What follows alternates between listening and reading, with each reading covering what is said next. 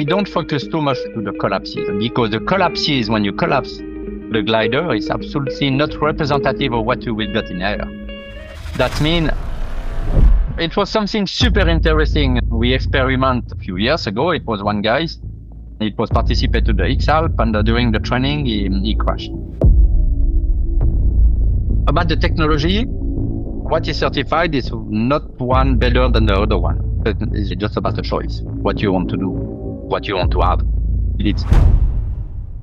So how does reserve certification look, and what is the ideal descent speed that one should look for when choosing a reserve? Now, the idea of the rescue testing is to check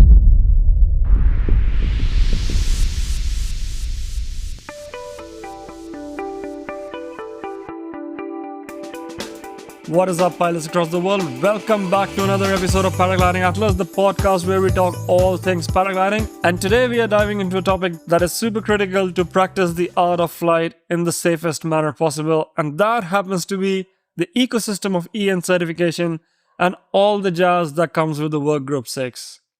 Now, if you, like me, have ever wondered how exactly are paragliders tested for safety and why some wings have an EN label or a DHV stamp, or who decides that what exactly makes a glider safe enough for us to fly, then spoiler alert, it's not magic. Instead, it's science, collaboration, and a ton of work which goes on behind the scene, all of which is organized by something known as technical committees and work groups.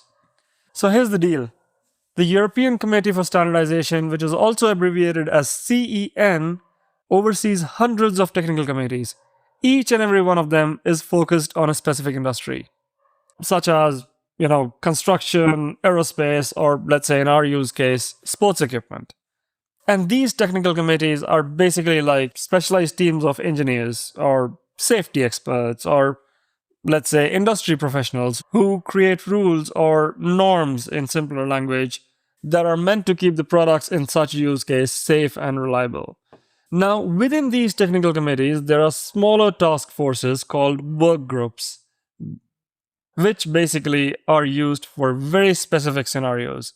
And for paragliding, that happens to be Work Group 6, which is a team of pilots, designers, administrators who have spent quite a lot of man-hours refining the sport's safety rulebook and are the ones who are debating on how much collapse angle is desirable for a certain letter, or if it is allowed to use collapse line for a certain wing, and the protector inside it, and such nitty-gritties around them, which basically means that their decisions shape the gear that me and you get to fly. Now, if you, like me, are a bit overwhelmed with this and finding it a bit hard to follow, then hold on for a second. For that, let's rewind the clock back to prehistoric time and talk about Roman Empire a bit, because they were one of the first ones who came out with standardizing things. And I'm talking about standardizing road widths because Roman Empire had this trademark that they wanted each and every road to have a certain width, simply for the fact that they wanted to move their armies faster so that they could keep on with their conquest in the most efficient manner possible. Moving on to a bit more recent time, when we look at the Industrial Revolution, during that time we had a standardization of uniform screw threads, and the simplest reason was that machines could be built a bit more reliably. Now fast forward to today, the EN certifications are the modern answer to the same question. And that is, how do we make sure the gear we trust our lives with is truly safe and trustworthy to begin with? But here's the catch. This isn't just all about paperwork. These norms are basically shaping the wing that we fly, the harness that we clip in, and most importantly, the future of this amazing sport that we all practice. So today, we get to sit down with Alain Zoller, the brainchild behind the test house of Air Turquoise, a key player in Work Group 6, and to pull back the curtain, he is going to break down how certifications really work, why even tiny design changes matter, and what pilots actually need to know before buying their next wing. No jargon, no fluff, just straight talk from the front lines of paragliding safety. Now, if you're ready to geek out on all that you have heard so far, then press play and let the streaming begin.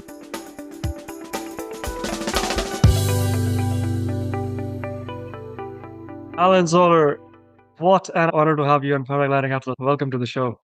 Yeah, thank you. And thank you for the invitation. Yeah. Alan, you are somebody who has tested endless amounts of wings. Do you have a number on how many wings you have flown until now? And how many stalls have you done? Because that was the first thing that came to my mind, that you must be the most qualified certification and stall professional out there. This is my problem. I count nothing. I don't make a cross for every stall. But I would like to say my first stall was in 86, 87, because it was part of the education at the beginning. And yeah, after it was a sport, it was just for pleasure. And for me, it was nothing about the competition or to go to distance. When it was in the glide was a 4, 5, maximum 5.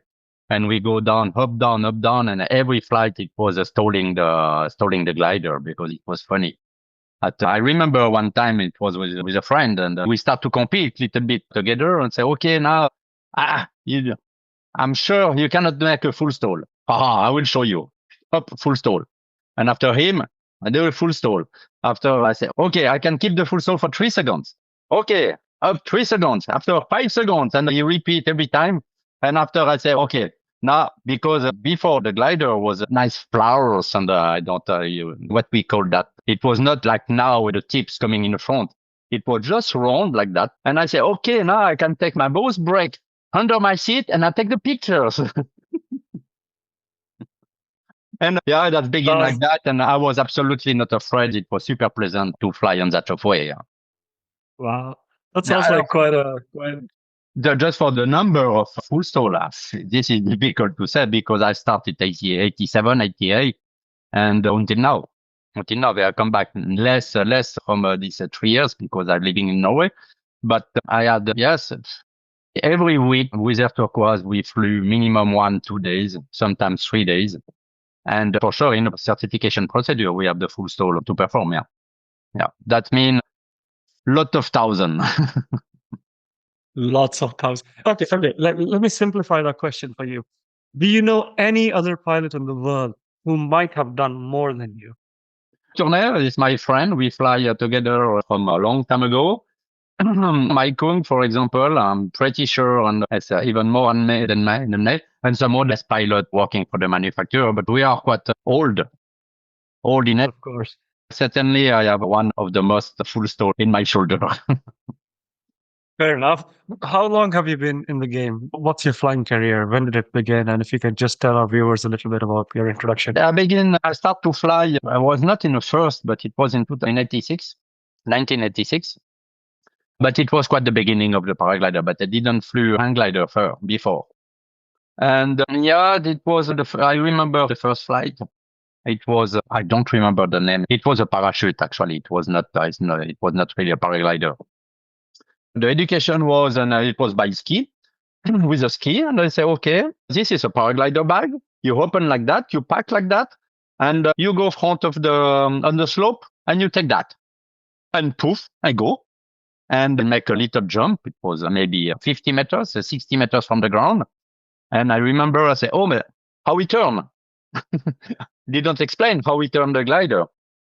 But it was too late. It was already sliding down the field and boom, I was staying in the snow like that. I said, wow, this is fantastic. It's just amazing.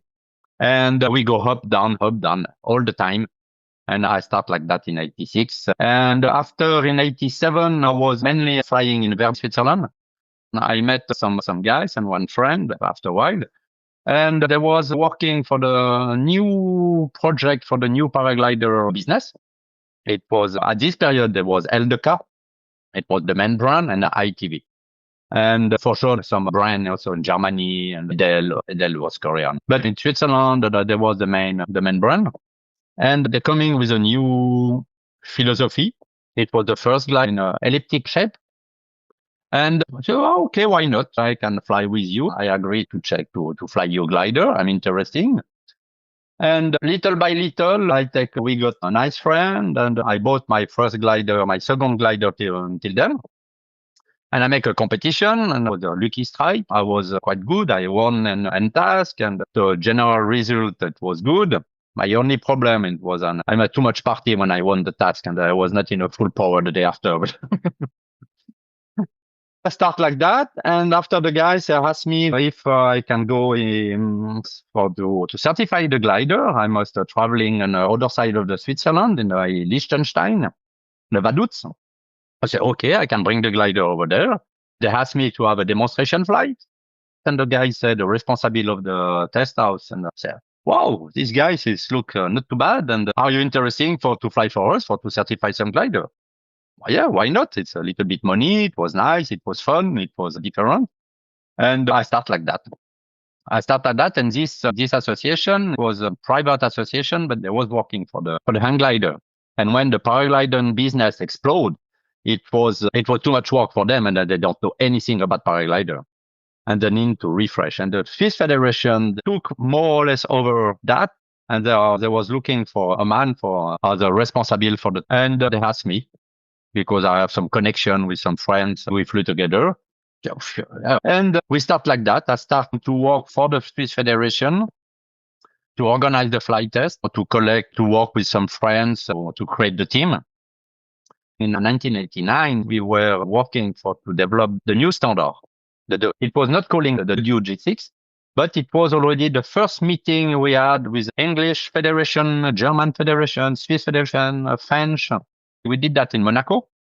It was the first working group to develop the standard. And I participated in 99 for that. And I continue now. This afternoon, I have a meeting for the WC6.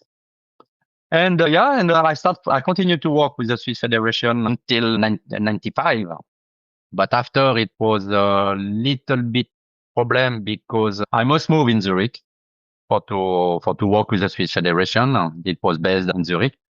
And it was complicated to organize the test because the best place for testing, it was Villeneuve. It's high, no wind. It's very pleasant. We have the landing beside the lake.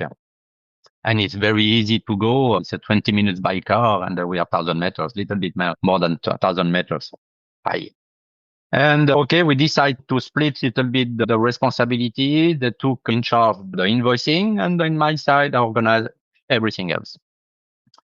And this period, it was a super good team. We're working with Andy Ediger, Hannes Arch. It was some famous pilot and with the team. And in same time, we are also, as the Swiss compromise, we like also to understand why it was some conflict between the French philosophy and the German philosophy, because the DHV had already they created the rules. So there was the DHV rules. And we were working as test pilot, our Swiss team, for the DHV, to exchange the experiences, and also to try to understand why it's like that in Germany. They cannot understand what's happened, flying together many years until WG6 work was going forward. And in 2006, the new official EN was published. That means it was in Germany, the LTF. We called that before it was a DHV test, but it was totally wrong because DHV is just one test house. And in the federation, the German federation, but apply the LTF rules. So we don't call Air Turquoise test. It's Air Turquoise working according to the EN and LTF rules. But anyway, it was some little troubles at this time because the DHVs are a huge monopoly on the market. And they was a little bit afraid to lose it. And when I suggest to the Swiss Federation to start EN certification, Swiss Federation and DHV, there was good friendship. And no, it's complicated, but okay, but if you want to do, okay, but we cannot support you. And I remember we have the meeting with the German team and the Swiss team. One of the responsible of the DHV said, we don't want any competitor. We want to keep the monopoly. That means if you start, all your pilot has fire for the DHV test. Gloops. What? Yeah, that's quite a strong statement to make in such a niche market. Yeah, but I can understand it was comfortable for them, but it was not pleasant for the manufacturer because they follow the rules. It was a little bit wide, and they're working for the security. That means they're thinking to go a little bit over the rules for the security of the sport. Anyway, One more. They were working for security, but they wanted to go a little bit over the rules for the sake of the sport. I did not understand that. Could you Yeah, please clarify? the LTF has some rules, but the rules is a little bit wide. And Makes sense. the test pilot can say, okay, yes, it's fitting the rules, but I don't like so much that it can be difficult for the pilot or it can be dangerous. That means the glider is failed. It is not. So the gray areas were far and Yeah, wide. yeah. Makes sense. Now, that means it was a little bit difficult for the manufacturer to, they did not know if it was because they want to fail the glider, because we are not friends. Yeah, it was a little bit difficult. That makes so much sense, and that's weird. But anyways, please continue. So Yeah, interesting. yeah. And yeah, everybody was fired from the HV test pilot, and we must start from scratch. Yeah, for sure. It was some pilot that say, oh, you know, man, I earn money with that, and I cannot. No, okay, I go work with the DHV. We are still good friends, and everybody. It's absolutely no problem. But and with Claude Turner, we decide to say, okay, now we have some support from some manufacturer. Okay, guys, we have a card to play with that. Slowly, we had some other pilot coming. It was super hard at the beginning. But it was one critic. Some people, they criticize us because we don't have anybody can supervise us. Because in Germany, they're working in LTF and in the LBA, the German Civil Aviation, and control the DHV if the old documentation was okay. We say, okay, we have to try, we make the ISO 9001. This is about the administration. And we can start like that. Like that, we have someone that can organize and supervise us. We would like to have the possibility to perform the LTF, to deliver the LTF certification. And it was so much strange. No, it's not possible because you are not a German citizen. No, because your company should be in Germany. We took a lawyer and we checked that. And at the end, it was absolutely no problem. We should just ask to the LBA and to apply to do the test. But the process was 2 years. And we checked what is the requirement, what we have to do. But you have to do that self. Yeah, for sure, it was in German. That means we have to, because we're living in a French part of Switzerland, we don't know German. That means we have to translate everything. And after we realized the requirement they asked us, it was less demanding as our ISO 9001. So, it's perfect. That means it was quite fast. It was quite fast, and suddenly, I don't remember which year it was, but poof, we were certified. We were able to delivering the LTF certificate for our client. What exactly is ISO 9001 certification? What does that allow test house or any organization to have? The 9001, it's the system of management. It's based on ISO. And you must you must have some insurance, so ISO topic is not really my specialty and my passion, but it's not so strong. Now it's a bit different because the standard go in evolution every day, but every year. Yeah. So basically, that kind of certification allows an organization to say that, hey, we are run professionally and we have set guidelines which govern our day-to-day workings. And that is why you can trust us. Yeah, exactly. And I remember 2006, that means probably 2009, we should be able to deliver LTF certificate. And it was one guy some contact me and to say, okay, yes, I want to fight the DHV. I will create a test house in Germany. So, okay, yeah, I don't need any competitor. I will not help you. It's a little bit strange. And the guy, he was coming on the market. For sure, he pushed so hard to us and we must discuss. But it was not in my philosophy to fight anybody because I want to create a good atmosphere, good company with a good service. And this guys, it was a good rush, and he started EAPR, European Academy Paragliding, blah blah. And his target. It was to fight the DHV because for any reason or some manufacturers was absolutely not happy with the DHV. And I come on the market, and it was just big catastrophe. It was catastrophe because you don't have any knowledge. I can just imagine to coming on the market now, if you do come 10 years ago, to create the team, the test pilot team with experience, to have a load test, test the parachute, test the harness, test everything to start from scratch. So it's terrible. It's a huge work. Anyway, he come on the market and he was super good for the politic. And he was super good for the politic. It's 1 point for him. And he pushed the politician, LBA, the German Civil Aviation, and the Ministry of Aviation in Germany to why it was many things behind also because it was included about the parameter and everything. But he pushed the ministry to go for an accreditation for the test house, an accreditation 17020. And this, we call that ISO 17020. It's a white room for the test house. But the white room for paragliding, it's a bit difficult. What's a white room? A white room is if you work in the pharma industry, for example. In pharma industry, you should have a room with you check the atmosphere, you check the temperature, the humidity. It's what we call that a white room. The controlled environment room. Exactly. To control the environment room. And we were totally against that because it's not applicable for paragliding. First of all, the flight test is on the air. It's made by a pilot and not by a robot or whatever. And it costs a lot. It costs a lot because every instrument we use should be calibrated. We should have periodic control for the instrument to avoid any variation. And we try to fight against that. And the process was done and we cannot do anything. We are 2 years late, 1.5 year too late behind him. And some manufacturer, but for us, it was not possible to delivering any LTF to our customer. That means some customer and say, okay, now you must go, you must do your accreditation, but now we must certify with him. Mm. And at the end, we got this accreditation that cost a lot. We were absolutely totally hungry about that. And these guys disappear after 10 years.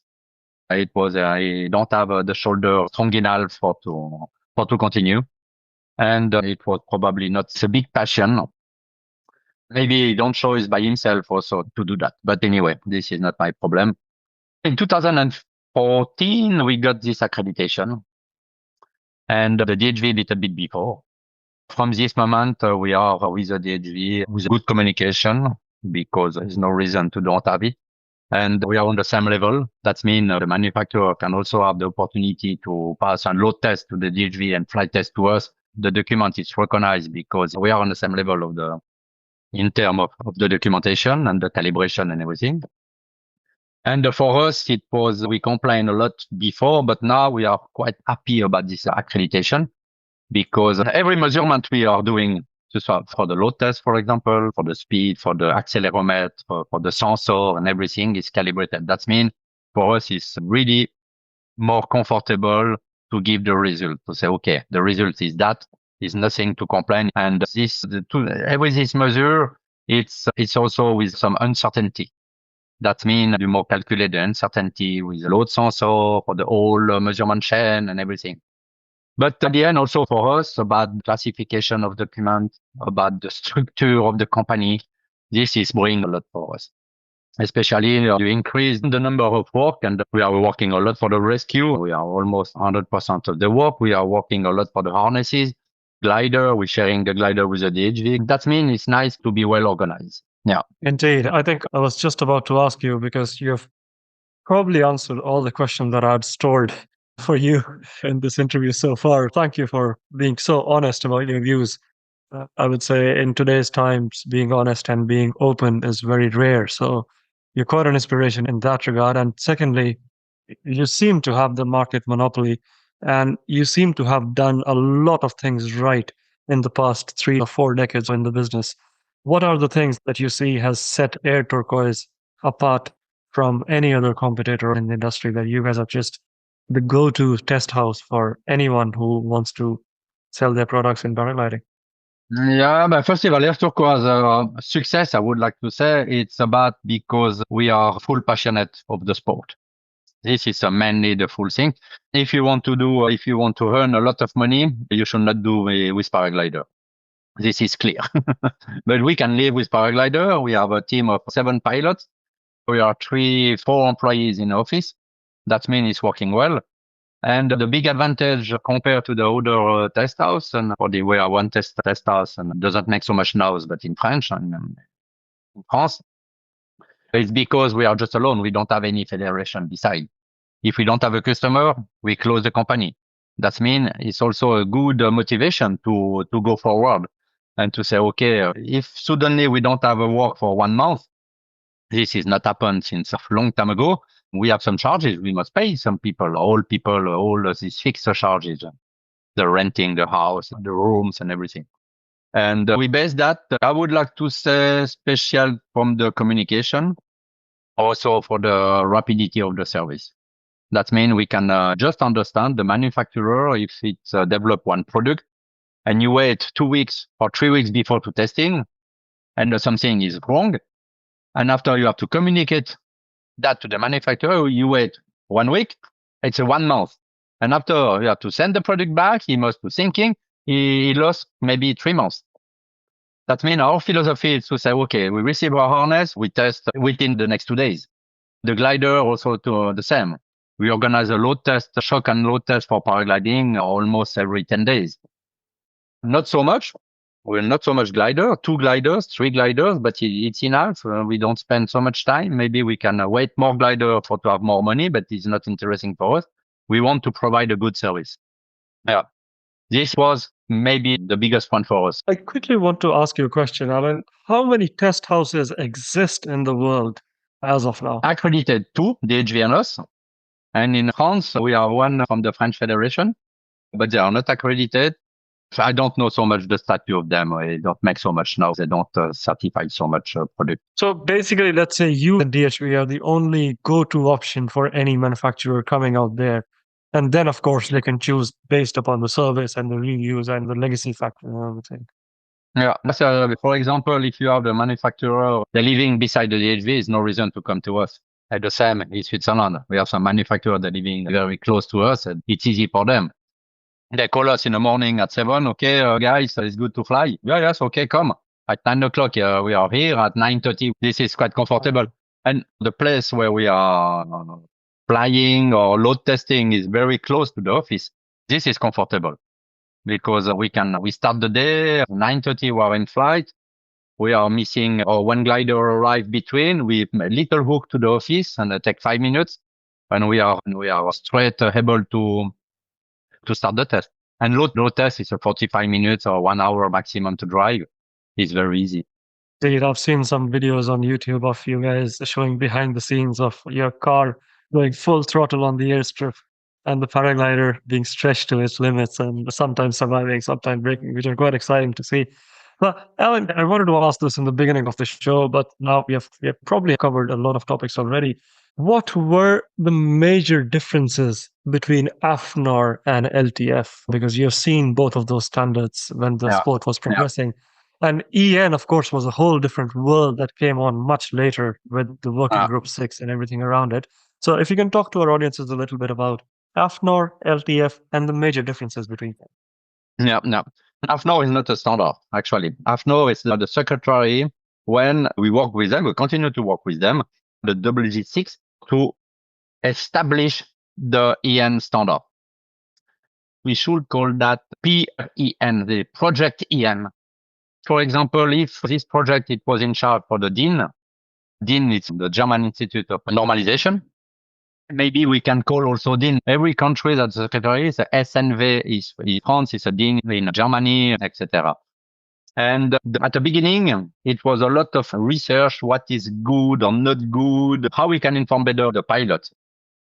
At the beginning, it was really early, but it was the stickers. We call that for pilotage aisé, the easy steering, and for pilotage exigeant, for the very high level steering. And it was a little bit confusing because some people, they say, okay, no, pilotage aisé, easy steering, that means it's without any steering, you don't need to do anything. If I remember 1, 2, 3, to try to work a little bit with the German classification, because it was 1, 1, 2, 2, 2, 2, 3. I don't know for which reason it was falling down after a few years. Before that, it was standard, performance, and competition. This is the German one. No, in AFNOR. In AFNOR, first there were Okay. PI. After it was standard, performance, competition. Okay. And after it was 1, 2, 3. After it was A, B, C. Wow. Yeah. Quite a lot of transitions. A lot of transition. Yeah, it was little bit every time because it was few years between every changement. It was little bit confused to the pilot for everybody. Yeah. Makes sense. And When did the origins of Working Group 6 start? Was that because all the other certifications were just not clear enough and there were incidents in real life, or was it just because the manufacturers wanted to make it a bit more stronger? no, it was because it was nothing existing actually. E89, it was based on the manufacturer association in France because in France there was a lot of manufacturer in the past 18 years. Yeah. Are you And talking about PMA? no, ACPUL. I'm not aware of that. I'm born in 90s, man, so I know. Yeah, he was not born. Yeah, ACPUL, it was the Association Française des Constructeurs de Planeurs Ultra Légers Souples. It was a little bit complicated. I cannot translate that. Sounds fancy. It was a manufacturer, and they say, okay, we must have some standard for to increase the security of the sport. And they're doing some of the first meeting in 89 in Monaco, and Roquebrune Cap Martin, and that start comme ça, like that. Yeah. The target, it was little bit strange to have always this fight between Latin side and the German side. There was a missing communication. It was maybe not the right people also working around the table. But yeah, it was that. The LTF, because you ask what is the difference between AFNOR and LTF. LTF, it was based on that 1, 2, 2, 2, 2, 3. But like I said before, the procedure was not so detailed as now. Now, if you take a flight test report, it's really detailed. It's very confused. Very, you can see the rotation, the angle, the dive forward and everything. Yeah. Agreed. And maybe it was one logic, this LTF so far, because they can manage, they don't need so much details because it was a federation. It was a test house from the federation, and the federation had the statistic of accident that they knows where to go, where we have to go to increase the security of the paraglider. Now, I would like to say it's certification is one thing, but certification is made at the EN certification, EN LTF, because now it's exactly the same. There's no changement. It's just about administrative, about the documentation you should provide to the Ministry of Transport in Germany. But this certification is made in a standardized atmosphere, made by the professional pilot, sitting in a normal harness. The harness is defined by the standard. And the maneuvers is done for every glider exactly in the same way. That means if you have 4 aspect ratio or 8 aspect ratio, we have the mark on the glider, and you must follow that. If you collapse too much, you don't consider the collapse. If you collapse too little, you don't consider this collapse. You should be exactly on the mark. And that gives you the possibility to compare every glider and to classify this glider. But that doesn't mean it's exactly the same that will show the pure behavior of the glider. That means if you take 1 meter of the use range of the glider, for me, it's 1 centimeter in the middle of that. This is what the glider show in a certification. And this give the possibility to the pilot to compare the glider and each other. Because if we want to explore everything, we start in the 1st of January and we finish on the 31st of December. And for sure, the first guys he buy the glider, he will do something we don't test. That means, it's difficult. And what is important for the pilot is to check the flight test report, to check what that means, the flight test report. Not only the A glider and the B, they are B. Yeah, but B, the manufacturer, they are doing a lot of effort and they understand a lot of the glider and the behavior. And now I would like to say these 5, 10 last years, the old D slide in a C, the C slide. That's why we have low B and high B. We are working on the WG6 now to try to solve this situation. And now the new glider coming on the market are very strong and keep the flight on the asymmetric collapse.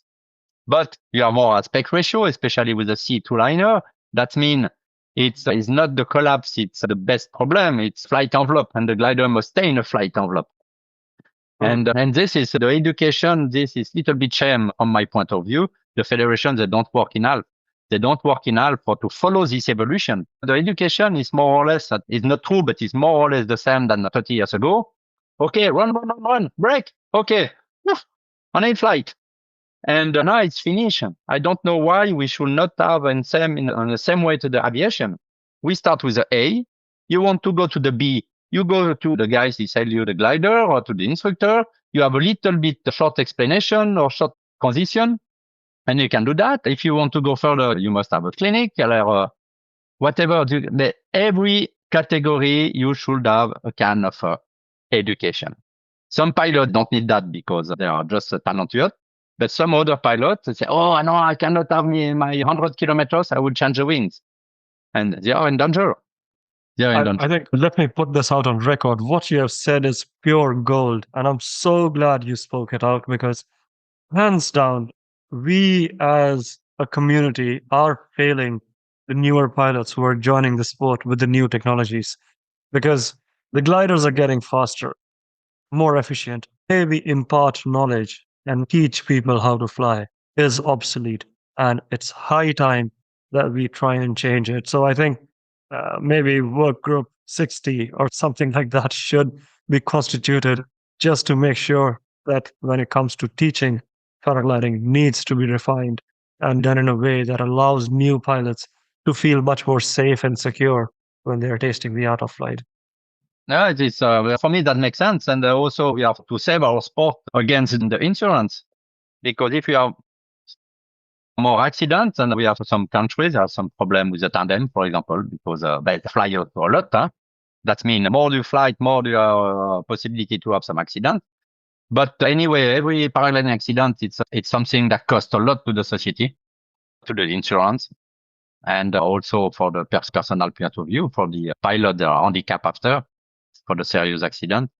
And for me, I don't understand why now we have more than 40 years experience in this sport and the federation just fighting for the airspace, they're fighting a lot. I don't say it's not good, but we need that also to defend our sport from the authorities. But I guess it will be more credible if we can have a kind of following and follow the pilot, and it doesn't cost so much, but you get more interest for the pilot also. Say, okay, I want to have a big glider after my head because I want to change and to cross the valley. Okay, but you have to take care of that. And if I take the example, we have a theoretical exam. I would like to say quite a high level, but why to do that so high? The basic, more accessible for everybody. But after you follow the pilot during the progression. It's good for the sport. It's good for people because they will earn a lot of money. It's good for the manufacturer because you will buy A, B, C, D. It's good for the security. It's good for the insurance. I don't see any bad point to go on that. And this exists normal aviation. I fly ultralight. I cannot go in an airfield and say, okay, I would like to fly the Piper or the Robin or whatever. No, it's not possible. Yeah, I fly 3 axes. But I must have a transition. I must have a cruise to be able to take another machine. I was thinking about this the other day that any other form of aviation requires so much more certification that they make you go through before you get under the wings is next level. It's only paragliding that you can wrap up in a backpack, walk up the mountain and just do whatever you want with it. The risk versus reward is variable with respect to the sport.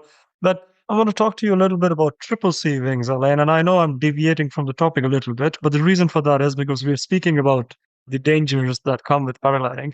And one thing that comes to my mind is that no other sport in human history, be it aviation or on the ground, has seen so many fatal or serious accidents at the elite level. So what I'm wondering is, are we doing something wrong as a community where even the top of the line pilots are paying the heaviest price sometimes when racing against each other? Or is this just the way it is supposed to be? Like, can something be done about it from your perspective? Because you are handling quite a big part of how the sport is progressing with respect to certifications. Yeah, I stopped to compete in 1990 because for me it was crazy to take the risk of a collision and to continue and to go in a lay and to take a lot of risk to have a chocolate medal for nothing. No, even if it's Swiss chocolate. Oh Um, man, that's quite a bit. Yeah, go on. and yeah, for me, I don't want to say I lose the passion, but no, at the beginning it was super nice because it was maximum time in air. It was landing precision. No, but at the glider, it was not made for to go on a distance. I appreciate to see the performance on the X-Alp or even the super final. That doesn't make so much vibration on I see them 1,000 in a same thermal waiting the start. It's I know. But yeah, the question is, I would like to say if, from my point of view, paraglider, it's a paraglider. Paraglider is a toy. We must play with the toys, and a good pilot know how to play with the toy. That means it's a top landing, it's a spiraling, it's to get fun with the glider. If you want to do some distance, you take a hang glider, and if you want to do the real distance, you take a sailplane. And paraglider, there's some limits. Okay, now it's flying at 70 kilometers per hour, full speed. This is CCC glider. This is just amazing. When I was flying for certification that of glider, it's wow, it's impressive. And we have full bar and 70, and you say now I have to collapse the glider. But I guess it's not adapted. Maybe it's open for too many people. Again, if you have a real education, if you go in a national competition and slowly, it's like a Formula N. Formula N, you are 10 or 15 pilots, but 20 pilots on the world. And paraglider can be 150. And we don't manage the level of everybody. And again, it's the education. The education should be more soft. Right. Coming in a competition, you should be more knowledge, more soft, and playing. Why in the X-Alp? There's no problem. Almost no problem with the pilot because they're the super good pilots. It's the best pilot in the world. And they manage a lot of conditions. The takeoff, landing, difficult. This is something, it's wow. It's a huge package. After the national competition, it's a rescue every task. And PVC is a rescue every task. And I don't know if it's normal. I don't have the solution. For me, I'm just pointing out, if it's normal, we can accept during the flight, we go, we take a risk, and suddenly, poof, we take the rescue because it's not going well. And the rescue is the best opportunity and the best way the pilot can do, because we have a lot of fatalities also last year, and terrible fatalities because the French pilot was super Noel. But that means something. It was a good pilot, but good enough. Because a good pilot in flight, okay? But good pilot, you must also take your responsibility according where to fly, not so close to the ground, and to say, okay, now if I have no problem, I have to have the time to rescue. Makes sense. I'm going to deviate from the topic again, but triple C's is very interesting for me. Do triple C's even have certification, or is it just some sort of load testing or something like that? Because I never see triple C test reports out there, or have I missed something here? No, the CVL, they create their own rules. They create their own rules because for sure, EN was too demanding. It was too demanding. Not especially that of glider. It's very sensitive for the lines, for the stretching or shrinking, and it's difficult to keep these centimeters tolerance to be in a frame of the certification. But it was not about that. It was also because they want to have a more fair play competition together. But we test only the extra small at maximum weight, 95 kilos. It's not so much, but just to prove the glider it's flyable. Load test, for sure. And after the manufacturer, they declare the glider, it's on the same homotacid than the extra size, excess size. And we provide some plan, some documentation, the CVL group, they can check the glider in the place. The R11 from Ozone, was that also a triple C glider or did it have a EN certification or some other equivalent certification at the time when it came out? No, R11, no, it was under the prototype. It was no certification, if I remember. Yeah, yeah. It was that also. CVL, they react also because they react to avoid too much, to have a kind of a jauge on the glider. To avoid to have too much prototype coming is not possible to fly properly, and the glider is too dangerous, and they want everything. So basically, the triple C of today is load tested for sure. And then just the smallest sizes are going through similar testing mechanisms as A, B, C, D. Any other bigger sizes are basically, to a normal audience, is just load tested gliders. Yeah, it's just load test glider. Yeah. And it's not A, B, C, D, more or less. The glider should fit the CCC requirement. The C, it's a special rules made by the CAVL. It's nothing based on the EN. Can you quickly tell our audiences what they are in a nutshell, basically? How do they differ from EN? Yeah, we have the official requirement for ENLTF. And this, the result, it's A, B, C, D. This is exactly the same. Okay. And after we have C requirement. This is made by the CAVL. And this is especially for the competition. And there are the internal rules, but they give us some glider to test in flight for to see if the glider is staying a flight envelope properly according to the CVL rules. And we pass the load test according to EN. Yeah, no, my question was that how does the triple C rules differ from the EN rules? What is the essence of triple C rules? What are triple C rules all about? The triple C rules was to have some gliders, and it was not technically limitation by the standard. They can go a little bit further. For example, the trim for the ENLTF, we are the tolerance for the total line length. It's 1 centimeter, 0 plus 1 centimeter. And in the CVL rules, it's a plus minus 4 centimeters. That means the pilot can trim the glider according to what we like to, which fitting, and also according to the condition. If you have too much to climb in the thermal or the more fast full speed. I'm so glad we touched about the topic of trim, because one thing that comes to my mind is when we talk about low category gliders, a lot of pilots do not trim their gliders as often. Of course, ones who are racing, competing, they love to make sure that it flies the fastest and it's keeping the balance and the shape of the profile. But when we talk about ENB gliders or low C gliders, maybe there are pilots who are not trimming it for 100 hours or so. Does the certification of a glider has a possibility of changing because the trimming is not really done and the lines have either shrunk a little bit or elongated a little bit as per the use? Yeah, the glider, it's especially with a modern glider now, because it's less line, it's more aspect ratio, it's more the lightest material, for example. It's very important to check the glider regularly because the glider is moving. Take example, if the pilot is doing one spiral always on the same side, for sure, 1/2 part of the geometry lines will shrink differently, will move differently. And it's about also the responsibility for but generally, I would like to say the glider will come a little bit slower by the time. It's nice to give the glider to the check control for to trim it properly. We keep the safer. If you do the control, you don't lose your guarantee from the manufacturer. Because if you have a problem, or it can be an accident, and the authorities, they make check to the material, say yes, but the material it should be controlled 2 years ago or 1 year ago. And we don't have any logbook. We don't know many flights. It's super important to respect that. For the pilot, for the manufacturer, for everybody. So basically, if the glider is out of trim, the collapse behavior could also be more violent.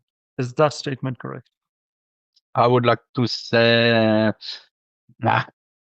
collapse. This is a big word, collapse, because a lot of people they are just focused on the collapse. But what is a collapse? Why a collapse occur? And this is a big question. And often, take example, the collapse occur a strong thermal. Strong thermal, we know that 1/3 of wing, bam, boom, en bas. But often, I would like to say for the normal pilot, A, B, C, it's often because you start to lose the flight. Because you don't understand. You can just look at YouTube. Many accidents. The pilot lose the flight. And, oh, what's happened? Poof, he release, dive forward, collapse. And this is super dynamic collapse. And even with the air glider, you can start in auto rotation because it's too dynamic and you already provide the stool movement. And yeah, for me, when we organize with Air Turquoise and I do little less the SIP course, the SIP clinic, it's we don't focus too much to the collapses because the collapses, when you collapse the glider, is absolutely not representative of what you will get in air. That means we prefer to walk on a flight envelope or go on a minimum speed, full stall, up, back fly, coming back to reopen the glider and to let fly, to start the spin. You take 50% and pull one side. You must control the dive forward. This is important. So to understand the glider, by the collapse in the SIF course, you cannot understand so much what's happened because it's not really representative. If you get a collapse or cravat after the full stall, it's nice because you can work on the cravat to collapse, to take a line, to stall one side of the glider or whatever. You have many possibilities. But you must train that because we saw some pilots that are in a cravat and they are just so focused. And just like you say, goodbye till your girlfriend to the train. No, you have some action to do, some action. And collapse should not really happen because you should anticipate that. And if you have the dive forward, you should be able to go and stop this dive forward and put this energy, at least.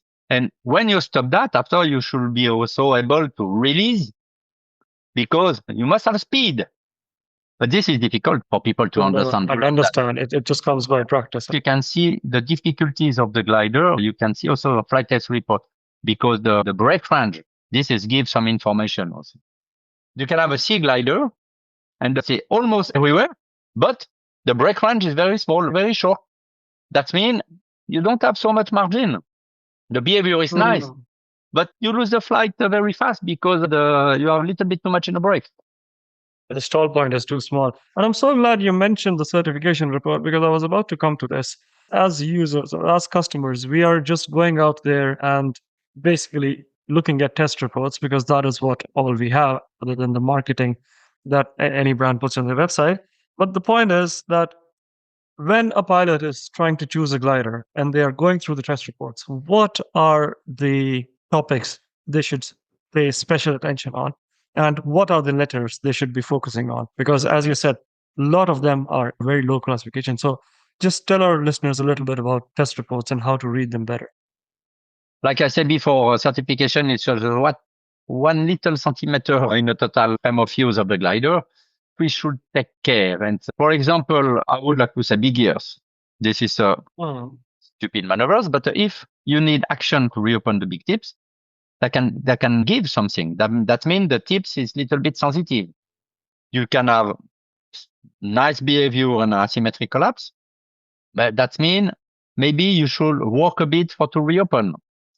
The develop spin, if the glider stay in a little bit more they didn't recovery very fast, the develop spin, that means maybe it will have the problem in a minimum speed. It's complicated because I would like to say now the manufacturer, they know how to work properly. Or like I said before, the collapses, it's a lot of manufacturer. You can have even on a C glider or D glider, you can have the glider doesn't turn almost nothing. But with the asymmetric, my first recommendation is to avoid to take the highest class because you're thinking you will do more kilometer. Man, you must have a choice. You cannot try everything, but you must have a choice between 2-3 gliders. And after you must try it. You must put your butt on the harness and to try it, to feel the glider. Because what you fly, I will probably not like. What I fly, you will probably not like. And that's why it's so many manufacturers on the market. That means you must find what is fitting for you. And this is a feeling. Some glider you need, some pilot, they need the glider more stable. Some other pilot, they need 1 centimeter path reaction. And this is personal. If you have some B category, you can check how many B you have on the report. That means it can define already low B and high B, because also the high B, a lot of high B coming from C, the trimming a little bit differently in the pass and high B, and already choose that. Before you change the glider, you must be able to exploit it, to do everything with your glider 100%. You should know your glider at 100% before to change a glider. And the only way to do that is probably go to these festivals that happen and try out and test flight. Because no matter what amount of information is there on the websites, it does not replace the real world flying conditions that you will experience yourself. Makes sense. Alan, I quickly want to talk a little bit about Rust. Rust has been around for quite a while in paramotors, and BGD has given it in their Diva E&D wing. Parakites are coming out in huge force. People are accepting them everywhere. The market is growing like anything. Are we looking at a lot of work for the work group 6 in time to come with Rust and Parakites in the making in coming times? Now, I guess we should understand one thing. The WG6 developed the standard for the paraglider. And for me, we should take care to don't take every branches of the paraglider in the paraglider. What I mean, it's a paraglider. We know what is a paraglider. But mini wings, speed riding, mustache, CC, I would like to say two-liner, it's a kind of branches going from the main part of the trees. And the standard, we are working just on the main things. This is, again, I come back to this education. If you want to go on mini wings, no problem. There are super mini wings, but you go for the certain qualification, education. We should do that. I can fly. It's a very light fabric. It's different to consider on the glider. And that doesn't need to be complicated or expensive. Just some advice. That's why it's super difficult for us, because we cannot take in charge everything. And some gliders and mini wing, how you want to test that in flight? It's just not possible. We are trying to fly to test some procedure at 9 meters, but it's impossible. Single skin and another branches is the same. It's a super nice glider, but at the end, the standard was not made to test that. We can arrive more or less good. Some manufacturer was not happy because it didn't pass the first time. I said, yes, but we have to follow. Yeah, but it's not the same. I said, yes, but we have to follow that. You want EN, you have to follow that. That's all. That's all. And that means when I see this working group, it's not easy to go very fast, because all the process of normalization, it's heavy. It's super heavy. We should already work on technical. And after this technical, we have to make some word on these sentences for the standardization wording. And after, you should go to the inquiry to all European countries. And after that, come back with a comment and blah, blah, blah. The process, it's between 3 to 5 years. Before to publish. That doesn't mean, that doesn't include the whole work behind, before.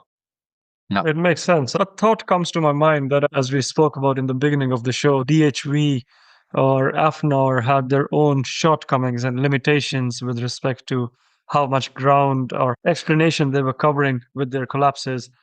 With EN, of course, new technologies keep on arising which are falling outside the envelope of EN. And even within ENB category, which you are saying that will probably get addressed very soon with low B, high B, and mid B sections. And C, the two-liner class since past 2-3 years has just blown up. So there are a lot of branches which are coming up, which are falling outside the usual norms that the industry was used to.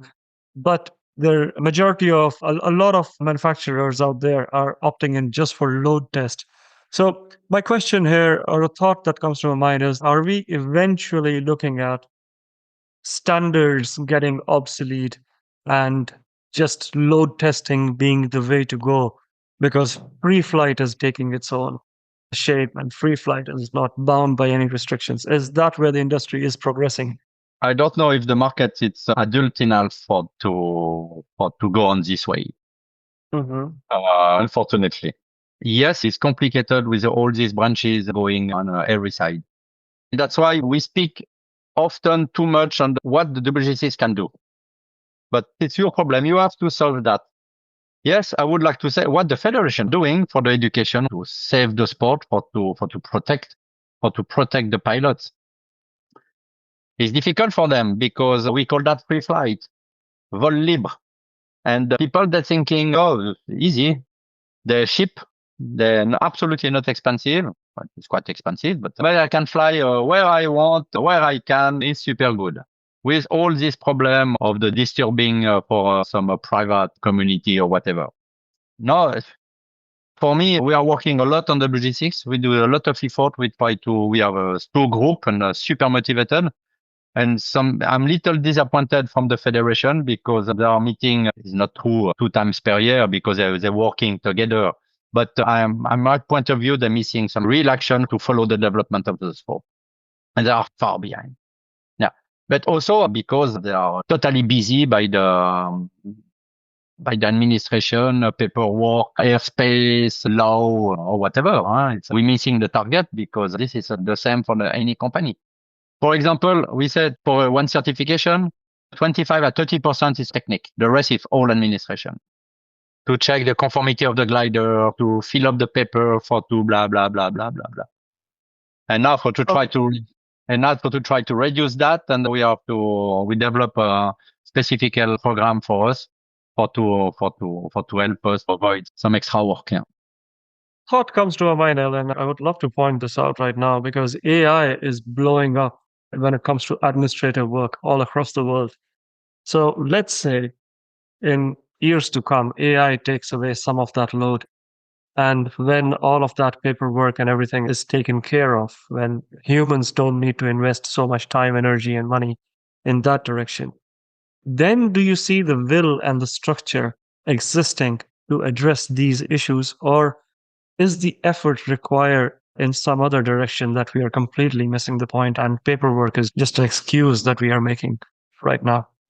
This is it's a general problem for the society administration. We are too much on this world and not enough in paragliding world. I see all these young people, they don't find work, they make a juridical education or lower education. And we have to create the rules. And we are just basing in rules. Nobody won't take the responsibility. And you must disclaimer everybody. And this is the main problem. You must have authorization. You must show the insurance. We have this morning, some manufacturer ask us the liability insurance from Air Turquoise. And I said, yes, but this is the first time someone asked that. Yeah, but people, nobody want to take the risk. And it's for the customer, our customer. Yes, that. Interesting. Thanks for your honesty, man. I wish there were more people like you out there who were able to speak this out so bravely because a lot of people are just so politically correct these days, which makes it hard to hold a honest conversation. So I love that with you. And thank you for taking time from your schedules. It's quite a pleasure. So I'm not going to keep you very long anymore, Alain. But before we start closing this podcast, I quickly want to talk to you a little bit about reserves and harnesses because paragliding has EN and Work Group 6, which have addressed a lot of its issues and the whole ecosystem is thriving around it. But when it comes to harnesses, new technology is being thrown around. Somebody's saying that we have origami. The other one, I'm forgetting the name. What was that? Chorioid. Of course, there's the foam protection. Innovation will not stop, and experimentation will also not stop. No. But how does certification of harnesses look like, and what can customers expect when they buy a new harness? Where do they know that this is safer than the other? How do you look at it? And if you can tell our audiences a little bit about harness certification. I can be short with that. Structural part of the harness, nobody need to be worried because the requirements are so high. This is absolutely no problem when it's certified. Impact pad, if I use the term impact pad, is to avoid to use a back protector. Because a back protector, to protect your back, the only way to protect your back is to don't fall and to stay on your feet. This is clear. The impact pad, that help the pilot if suddenly after the takeoff, you have little long and you release your legs and poof, you touch. Or at a landing, you miss your landing, they can have a little bit protection. About the technology, what is certified is not one better than the other one. It's just about a choice, what you want to do, what you want to have. It's one technology. It's a quite rigid. Foam, it's another technology. It's an old technology, and we know the foam. It's a tech. Usually, it's a little bit bigger than the other protection. You can. It's quite big to pack. Airbag, we know the airbag also from long time ago. The airbag, there are some advantage, some disadvantage. All this technology, it's good, I would like to say. And probably that saved a lot of back, a lot of people. What I mean for that, it's about the test. We test one position, one dummy, 50 kilos, releasing from 165. That means if you have two centimeters of the protection, the glider, the dummy will fall from 163. If you are 1 meter, the dummy will fall at 65 centimeters. That means everything is relative. For the X-Alp, we had some manufacturer bring some aluminum or some little foam or little thing. It's just like that. It's just the impact point from the butt to the dummy to have the certification. And that worked. As wide as a chocolate bar, basically. Yeah, Swiss.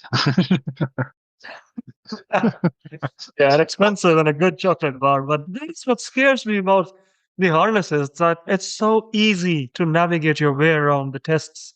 As a customer, it's unlikely that you will impact in the ideal position. What do you go out and place your trust in? Because anything in this market is quite expensive. It's quite a lot of money.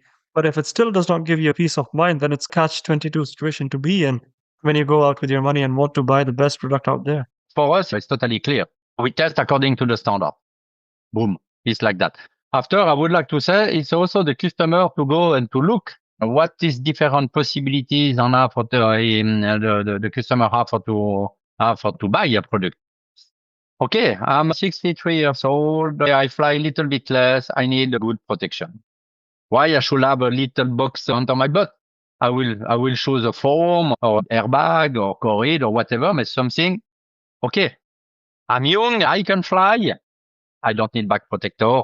I can take a little airbag in case that doesn't cost anything. 400 grams, I can carry that. This is a responsibility of everybody. Paragliding is not meant for to fall. But if you want to avoid that, you should have the good education. If you fall, you don't have a good enough education. That's a good answer. I think I can. It's a little bit pleased with that. It's a little bit easy, but actually, just imagine the manufacturer. It's like what I say. The glider was tested the 1st of January to 31 of December, and the first client will have a problem we never test. And this is the manufacturer. He tried to develop the good protection, but the first crash is something he will never thinking it can be happen, because the guys he fall on the breast, for example, and falling on the breast or falling in the front, that can break your back also, and that happen often. Okay, let's say when I look at a harness, of course, having it streamlined, having the smaller cross-section area makes a lot of sense when it comes to cutting through air and managing the wind resistance that comes with your equipment. But if foam, even though it's having a bigger size compared to the other ones, is the most foolproof protection out there compared to any other protector, and the bigger the better, is that the norm here? What's your take on the best harness with respect to protection out there? It's difficult to say. It's always about the compromise. If you agree to carry the foam, yeah. If you have 40 centimeters foam, it's good. But if you have also the airbag free foam internally with the foam, it's super good. Everything is good. Everything is always about the compromise between the pilot, what we want to carry, which volume you will have to your bag, to the rucksack. It's complicated. When I crash in certification and I have a super good harness with a super good foam, and broken my back, my shoulder plate, and spin, and I was more or less explode. And I was a super good harness, but I fall in the side. Yeah, no. Makes it worse. I agree. I can leave that for the audiences to decide for themselves whenever they go out and do their own research. I would say, that is the key here. But let's talk a little bit about reserves, Alain, because I have seen 5 meters per second is the usual desirable descent speed. But a number of times I've seen reserve parachutes out there which have got higher than 5 meters. And of course, if we are flying in a place which is thinner air or high altitude, big mountains, then the descent speeds are much higher. So, how does reserve certification look, and what is the ideal descent speed that one should look for when choosing a reserve? Now, the idea of the rescue testing is to check, first of all, the stability, the sink rate, and the opening time. Why 5.5 meters per second? This is related to the harness impact pad, also with the 165 that corresponding more or less at 5.5 meters per second. That's why both numbers are related together. The rescue are tested with that glider to avoid any influence of the glider. That's why it's possible for us to check the stability of the rescue, because if you have the glider with you, you can manage the glider and you can control the stability of the rescue. Again, everything is tested in exactly the same way. And I would like to say even better than the paraglider, because the weight it's going to be adjusted to the standard atmosphere. That means if the glider, the rescue, it's a test, that means the rescue is tested according to the sea level. True. That means if you crash at 2,000 meters or 3,000 meters, for sure, you will not have the same behavior. After, it was something super interesting. We experiment a few years ago. It was one guy. It was participate to the X-Alp, and during the training, he crashed. He broke the back. He said, "Oh shit, this rescue is just a big bullshit. He spread a lot of bad news from the other pilot. You should not use this rescue. It was a light rescue." Okay, he come to the office, and so we come with the manufacturer also, and he said, "I would like to test again my rescue because I'm sure it's something wrong. I'm sure something it's just." I say, "Okay, yeah." But déjà, it's strange because the maximum weight of this rescue is 85 kilos and you are already at 95 kilos naked. Plus your material, I start to be about 95. X-Alp material is not so heavy, 105 or something like that. Yes, but I don't agree. I crash, I break my back. Okay, no problem. I say, okay, I can fly at 105 kilos and I can. No, but I crash at 2,500 meters. We must calculate at which weight we must fly. Say, yes, but this is totally out of the standard. Now you bring some layer. It's not really fair, but it's interesting. Okay, we calculate which weight will be at 2,500 meters, and it was 140 kilos. 140 kilos. Wow. Yeah, that will be a good challenge to start, huh? To start with the glider.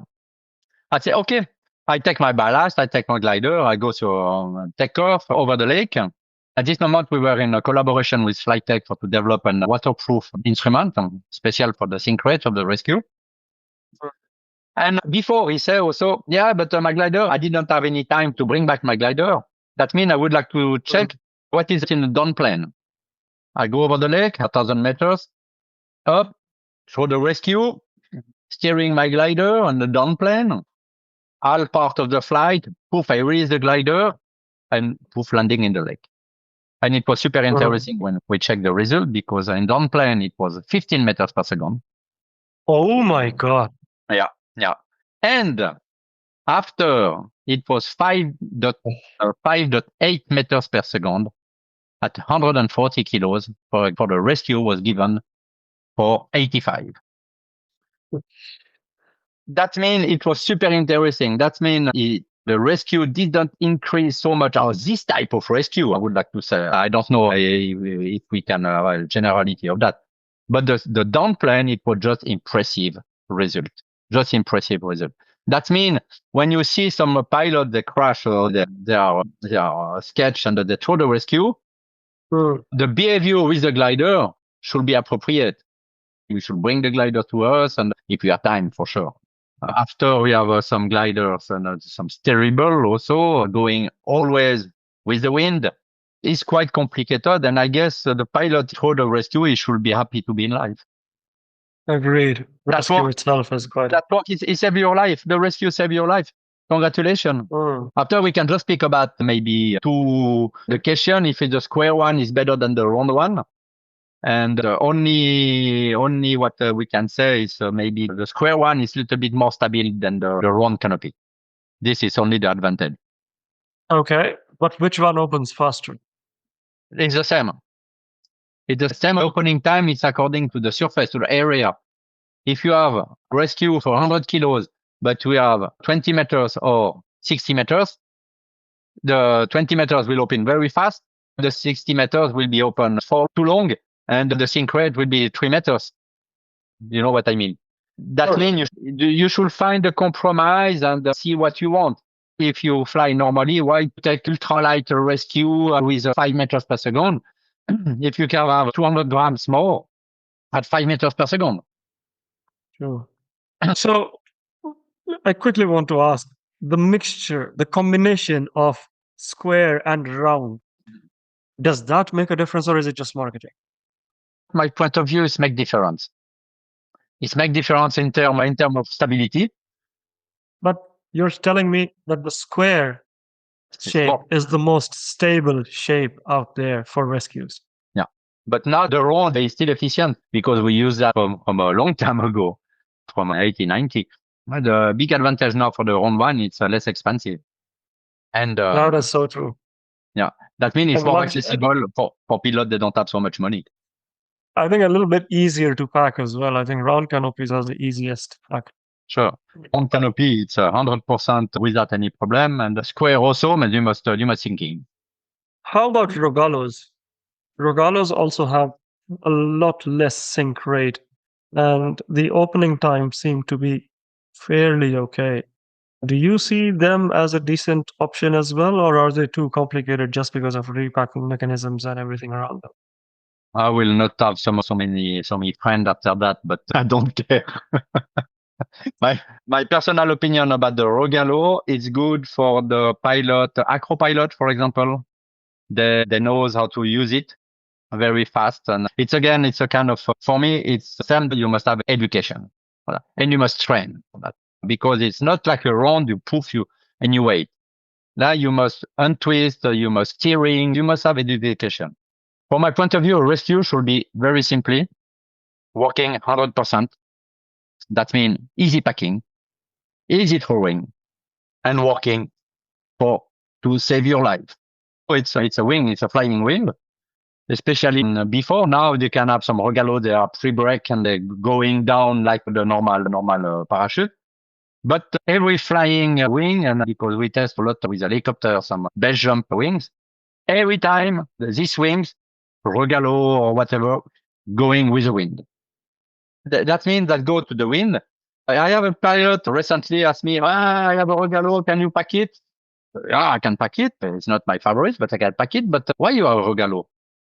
Because it's good. I can avoid the trees. I can avoid the power line. I can avoid the cliffs. And so, yes, but if you are still twisted in the Rogallo, make you in the power line or in the tree or in the cliff.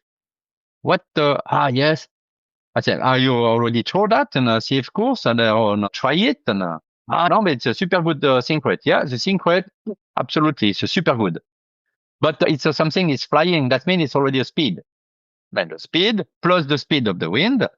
If you are not twisted, and if you are not aware how to steering or to take over because you have to manage the stress of the incident also, and maybe you are not so high, you try to rescue. Can try maybe you must thinking first, and that's why I'm not convinced. I saw some manufacturer coming for certification that did overline or mistake on the packing or fixing the rescue on the wrong side or different things like that. For me, rescue should be 100%. No doubt about the mounting, about packing, about whatever. Yeah. That makes a lot of sense. But to sum it up, use Rogallo if you have the education to use it. If you don't, then try and stay away. Choose the safer option, the more easier one in this case. Yeah. But that means this education take time. They're heavy for the Rogallo. You have to throw, you have to pack, you have to understand some configuration, and you must have some releasing system from the glider and with the speed system. or to know how to bring back the glider. And after we have the glider, how to untwist to be able to take the brake. Indeed. A lot of I, I variables. prefer a square one, round one. You throw the rescue, it's open, and you concentrate. You bring the glider, you concentrate to the ground, and they say, okay, you bring, and you prepare yourself to the landing or to the crash. Indeed. I think we have covered a wide range of topics so far, Alain, and I think that is what all the research that I had done and all the curiosity that I had.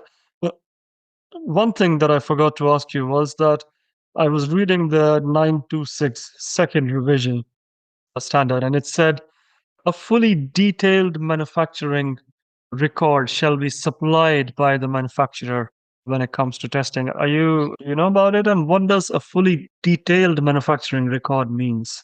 What is that all about? I'm very curious. That means we call certification, but it's not really. Actually, it's a conformity control of one model. It's referenced by the serial number. That means That is correct. Yes. we receive this product with one serial number, and we check the conformity to this glider in flight, in load test. Two different glider. We don't use the same. In flight and load test, the manufacturer provide the line plan. The manufacturer provide design construction, list of material, and everything.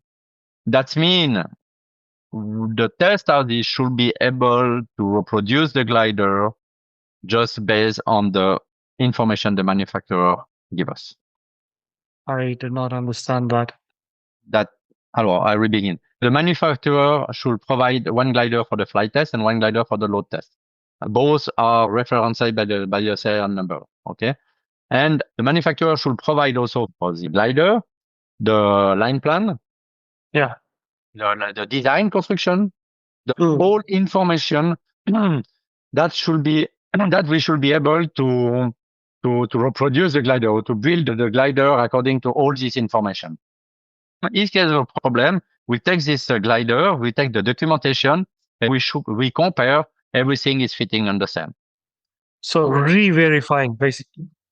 Yeah, we check the glider, we check the quality of the line, we check the resistance of the line because it's a part of the calculation.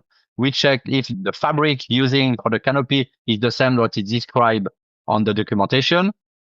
And at the end, all this information, if suddenly if we have a problem with a big accident and one judge asks us some documentation, the judge with this documentation should be able to reproduce, to build again this glider on the same way. Makes a lot of sense. It's also a good protection for the manufacturer because the manufacturer knows every file is with us. And if in case of problem, we can take that and say, yes, look, that's matching. It's the same glider, same material, the same thing. That's why lead further, it's important that every pilot must have the check of the glider regularly or to keep this frame, or to keep this conformity. When the certification is finished, the conformity, it's beginning from this serial number. But all this prototype before, it's not included. Yeah. I think with the amount of details that you've mentioned, your daily routine and work life must be super hectic in Air Turquoise. It seems like you guys have to do a lot of things and you're a very small team, but serving the community in probably the best way possible, isn't it? Yeah, no, it's super interesting because first of all, we are in a secret of the new development and new technology. After, it's a huge work for us because we should shut up. No, it's super important because some manufacturers, they bring us the new model. Yeah. But the previous not released yet. Not released yet. But the previous model, it's okay. It's certification in June. But they're planning to sell the glider, the previous model, to the January. If we say we are testing that, it's finished. The manufacturer, he can forget to sell the previous glider more. That means the discretion is super, super important. And that's why we are nice in Villeneuve also, because we work together and we don't have so much ice behind, and it's it's very nice. The contact with manufacturer and developer is also super interesting. It's a super to see different point of view. Actually, to see the passion in our eyes for everybody, it's just a magic. I don't mean to put you in a spot, but since you talked about passion, do you have a favorite manufacturer, like the ones which always have their wings really nice and which always does all the paperwork up to the mark and are the most professional out there? Can you repeat? Can you repeat? I got my answer. No, it's difficult. I cannot. No, but everybody, we like. Alors, some manufacturers are more complicated than others.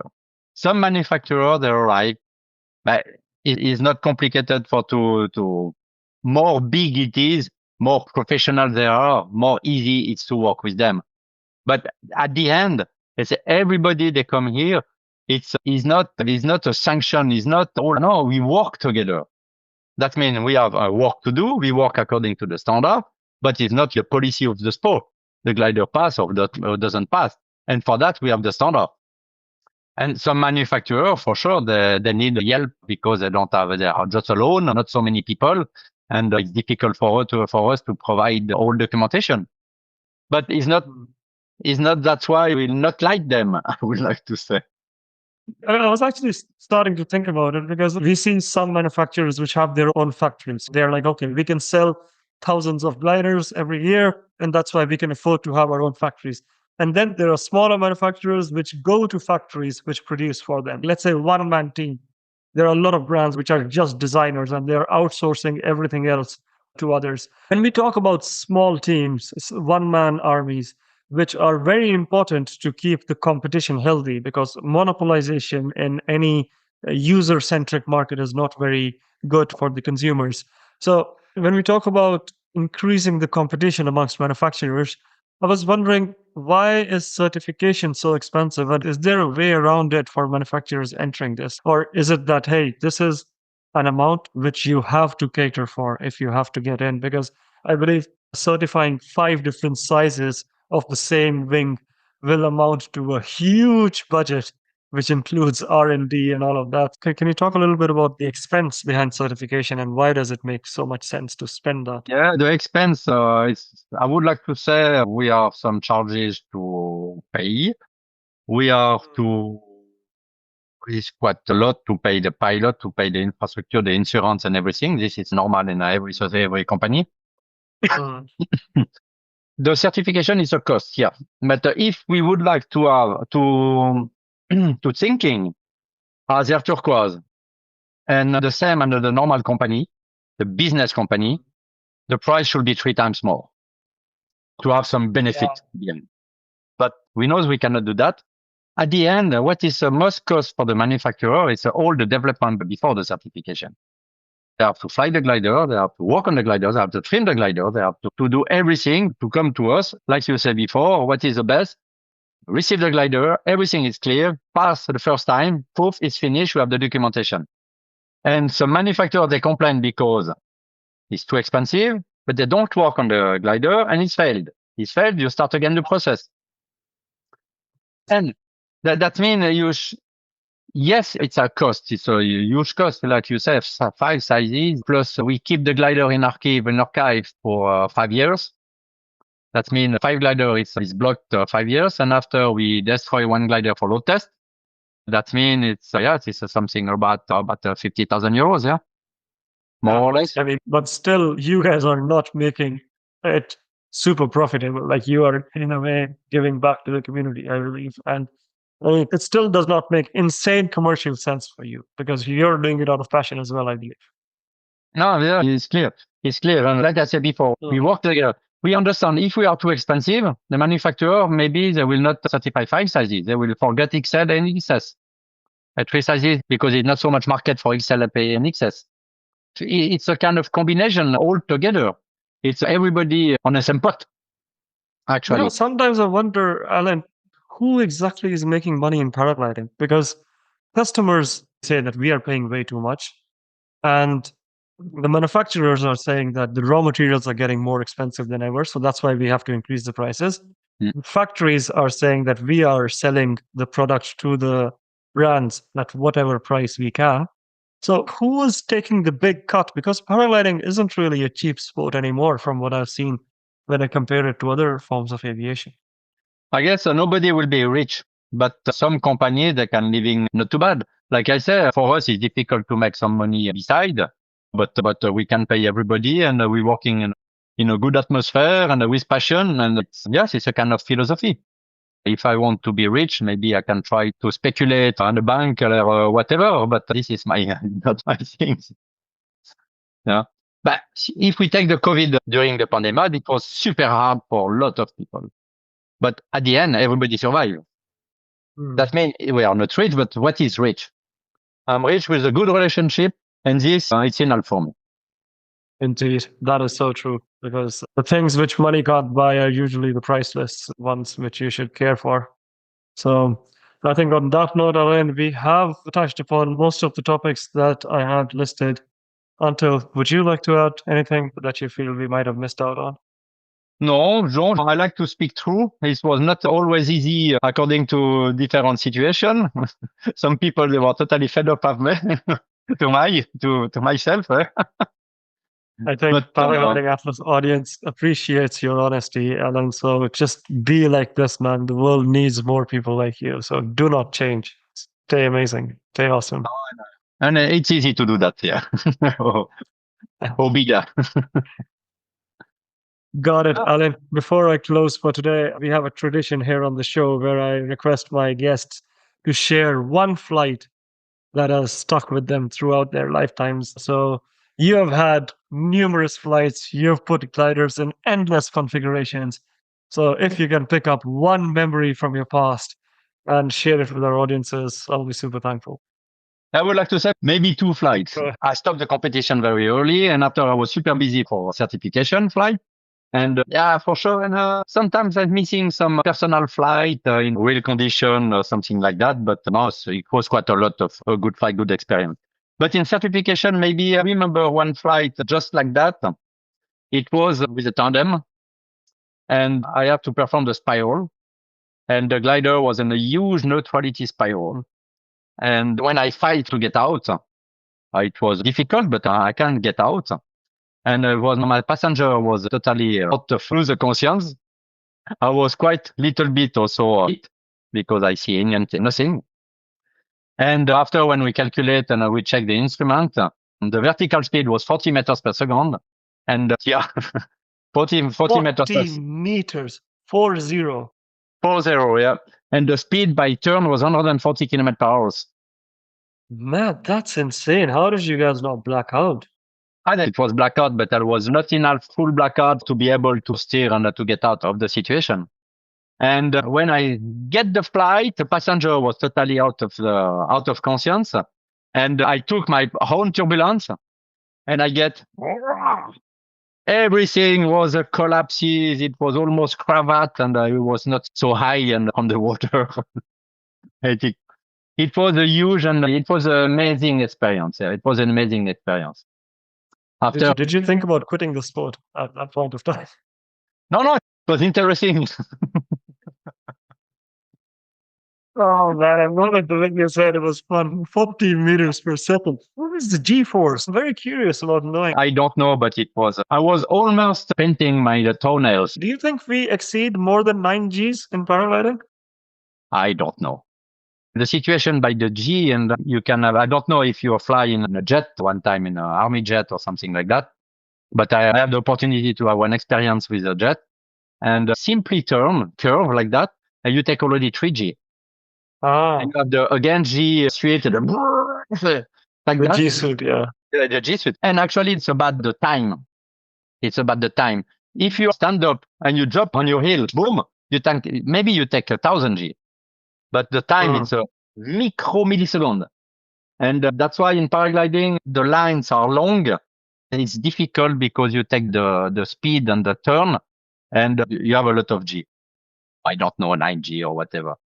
But no, it's a lot of fun in certification. Yeah. Or, for example, you fly, you have a front collapse, and poof, you have 2 wings. This is something. But there was one beautiful flight I did. It was in 2011. We flew close to Verbier, and the target was to turn around the Mont Blanc Massif. It was a beautiful flight to fly at 5,000 meters, and end of August, it was perfect. Yeah, it was super remember. Yeah. Yeah. I can imagine. You seem to be having a dream job for some, to say the least. I'm sure not a lot of people fancy stalling their wings every day, but you seem to have quite a lot of experience. Little soaring beside my home here on the sea is good also. Huh? You even get time to do that. No, I'm retry it now. I thought all your life was just nothing but stalls. That's all you did. Just go out there, deform the wing, pull the brakes, and then come back. I'm pretty sure you can do all maneuvers with your eyes closed by now. Is that true? Almost, but it's not really secure. It's nice sometimes to do the full stall, or no, the deep stall without to see the glider, just by the feeling. Yeah. True. This is super interesting. For me, that sort of a situation is playing with a glider. And a lot of people, they must play more with a glider. This is my big advice. Sometimes you are in a cross country, you go fly, but sometimes on the side, you can just go a little spiral, take the thermal and playing with the brake and try to go to land at the top. And this is something you increase your feeling on the glider. This is super important. Yeah. So true. For the past almost 2 hours, you have shared nothing but value. There's no single podcast that can do justice to your 4 decades of experience in paragliding. I think, but that's all we had time for this time around. I'm more than happy to bring you back when the Work Group 6 brings out new editions. Keep up the hard work, sir. Make the sport a safer and more fun place to be. But it's been an absolute pleasure this time. Man, we must not forget the fun also. That is the line to live by. Do not forget the fun. Thank you, Alain. It's been a pleasure. You're welcome, Alain. Yeah, it was pleasant to share that with you.